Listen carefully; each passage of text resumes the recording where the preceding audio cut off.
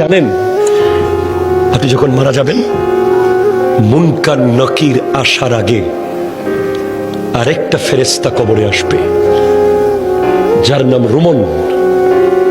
সে আপনাকে বসাবে, বলবে লেখো, উকতুব আমালাক, তোমার ৬০ বছর কি কি করেছো প্রত্যেকটা মুহূর্ত লিখে দাও।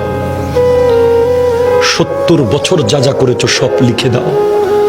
৯০ বছর যা যা করেছো সব লিখে দাও। আপনি জীবনে একটা বাজারের লিস্ট লেখেন নাই, আপনি জীবনে একটা দোকানের হিসাব লেখেন নাই, আপনি ট্যালেন্ট ছাত্র ছিলেন, শুধু লিখতে বিরক্ত লাগে বলে আপনি ফার্স্ট ক্লাস পান নাই কলেজে, ইউনিভার্সিটিতে। আপনাকে ৬০ বছরের লেখা লিখতে হবে। প্রশ্ন করবেন, এই ফেরেশতা কালি কোথায় পাবো এত?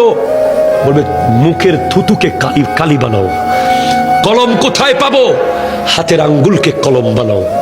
কাগজ কোথায় পাবো? গায়ের কাফনকে কাগজ বানাও। লিখে দিতে হবে। নামাজ পড়েছেন, কলম চলবে দ্রুত। রোজা রেখেছেন, কলম স্পিডে চলবে। দান করেছেন, কলম স্পিডে চলবে। মা বাবার খিদমত করেছেন, কলম দ্রুত চলবে। সুদ খেয়েছেন, কলম চলবে না। ঘুষ খেয়েছেন, কলম চলবে না।